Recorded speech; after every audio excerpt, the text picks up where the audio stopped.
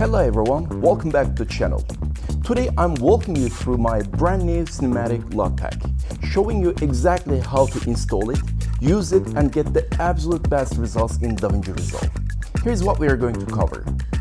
First, I'll show you how to download, install and set up the LUTs in DaVinci Resolve. Next, we'll look at a group of shots that are already perfectly balanced and ready for the LUTs, so you'll know exactly what kind of footage works best with them. And finally, we'll take a look at some other shots that need quick adjustments before applying the LUTs, so you'll know how to prepare your footage for the best possible results. And I've got a little surprise for you all. 5 lucky people watching this video will get a chance to win my Ultimate Cinematic LUT Pack for free. Yes, all you have to do is to subscribe to the channel and also comment the special keyword I'll reveal later in the video. Once you do that, your name will automatically be entered into the giveaway. But hurry, you have until March the 15th at 9 p.m. Eastern Time to enter. I'll announce the winners on Sunday, March the 16th on my YouTube channel and Instagram pages. So stay tuned, let's dive in.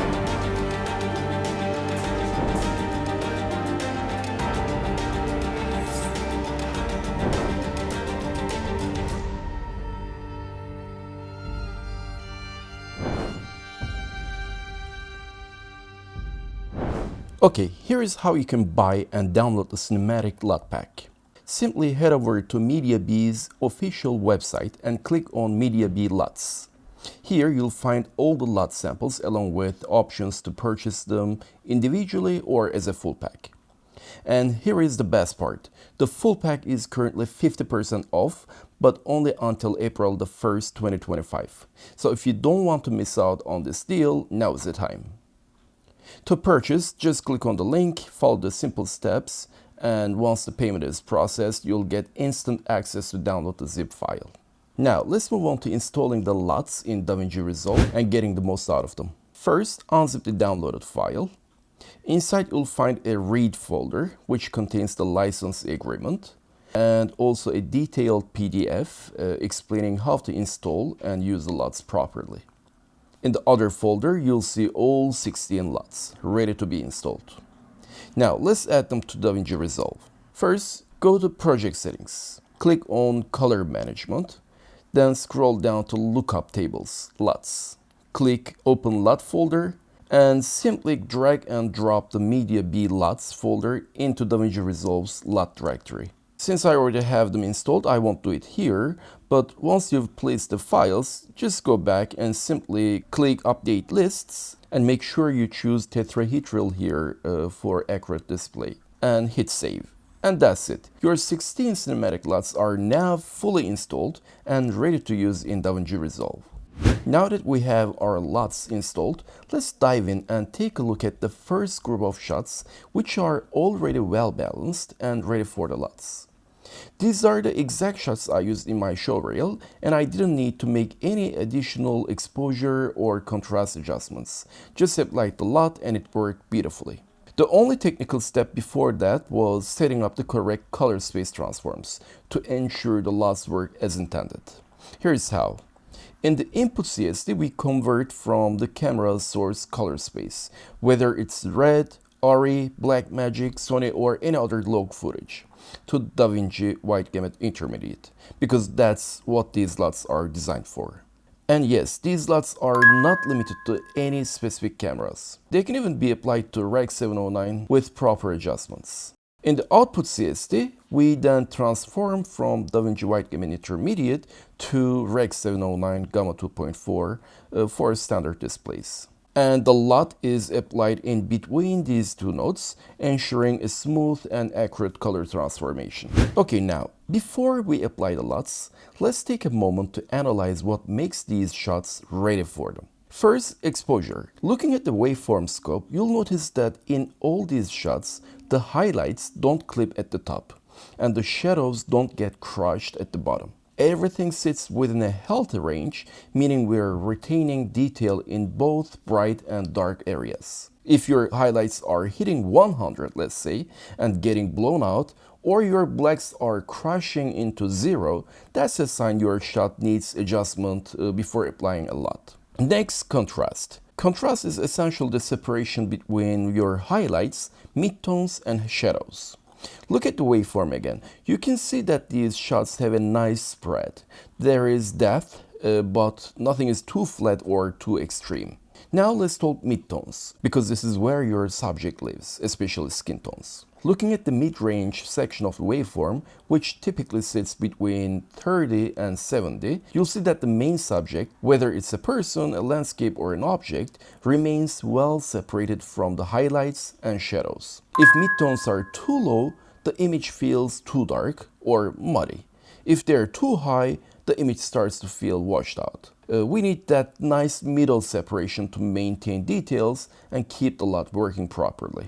Finally, let's take a look at the RGB parade scope, which helps us check color balance. A well-balanced shot will have all three RGB channels sitting evenly. If you see one color channel way off, like too much blue in the shadows or an overwhelming green tint, then your image is not neutral, and the LUT might not give you the intended look. So to sum it up, we want well-exposed shots where highlights and shadows stay in range, a natural contrast spread and midtones sitting in a good place, and a neutral color balance. If your footage looks like this before applying a LUT, you're going to get great results right away. Okay, now that we know what makes footage LUT ready, let's move on and actually apply the LUTs. Look at that, LUTs aren't magic, but it feels like magic. This is the power of working with a well-structured workflow. It allows you to get the most out of your LUTs with minimal effort. If your shot is already in the right ballpark, the LUT does all the heavy lifting for you. And just like that, cinematic. No extra tweaking needed. Okay, now let's take a quick break here and talk about the giveaway details. To enter, all you need to do is comment the keyword LUT down below and make sure you're subscribed to the channel. That's it, super simple. 5 lucky winners will get my Ultimate Cinematic LUT Pack completely free. The deadline to enter is March the 15th at 9 p.m. Eastern. And I'll be announcing the winners on Sunday, March the 16th. So drop the word LUT in the comments, hit that subscribe button, and good luck. Okay, now let's move on to the second group, shots that need a bit of work before applying the LUTs. Alright, let's take a closer look at our first example and see what's happening here. First, looking at the waveform, you can see that the shadows are sitting too close to zero, which means the blacks are almost crushed, losing detail in the darker areas. At the same time, the highlights are not reaching high enough, making the image feel a bit compressed and lacking depth. This kind of contrast imbalance can make the footage look muddy and unnatural. Now, moving to the parade scope, we can see another issue here. There is a visible color imbalance. The blue channel is sitting lower than the red and green channels, which means the image has a warmer cast. If we were to apply a LUT in this state, it just wouldn't work as intended because the underlying contrast and color balance are off. So let me show you how to fix this. To open up the image and bring back the lost details, I use the curves to lift the blacks slightly so that they don't get crushed. At the same time, I expanded the highlights to push them higher, giving the image more dynamic range. I also fine-tuned the adjustments using the log wheels, which helped me precisely control the highlights and shadows without affecting the midtones too much. And here we can see the difference in the waveform very clearly. Next, we need to address the color imbalance. Looking back at the original parade scope, the blue channel was too low, causing a warm shift. To correct this, I used the HDR wheels, particularly the global wheel here, to balance the channels so that whites appear neutral. After making these adjustments, the parade scope now shows much more alignment between the three channels, meaning we have a properly balanced image. Now, with contrast and color balance, this shot is finally in a good place for the LUT application. There we go. It now works exactly as intended without unwanted shifts. Now let's have a look at the other example. If we start with the Prey tier, we can see that the color channels are almost balanced. There is no major color cast, which is a good starting point. However, when we switch to the waveform, we can clearly see the issue. The shadows are staying too close to zero, meaning the blacks are almost crushed, and the highlights are pushed too high, making the image overly contrasty. Now, let's apply the LUT and take a look. And yeah, as you can see, the shot isn't quite ready yet. The contrast is too harsh, and we are losing a lot of details in both the highlights and shadows. To fix this, I use the contrast and pivot knobs here. You can see the difference in the waveform. Now the shot is properly prepped and ready for the LUT. And boom, now it is looking beautiful. So these two examples clearly show us that the starting point is everything when applying LUTs. Get your exposure, contrast, and color balance in place, and I guarantee you'll get beautiful cinematic results that will take your footage to the next level. And there it is. We've completed another tutorial. I hope this breakdown helped you understand how to get the best results with the LUT pack and how a well-prepped image makes all the difference. If you found this tutorial useful, hit that like button, and if you haven't already, please subscribe for more cinematic color grading content. And don't forget about the LUT giveaway. Make sure to drop the keyword LUT in the comments for a chance to win. And if you are ready to start using these LUTs, you can grab them now on my website. Link is in the description. As always, thanks for watching, and I'll see you in the next one.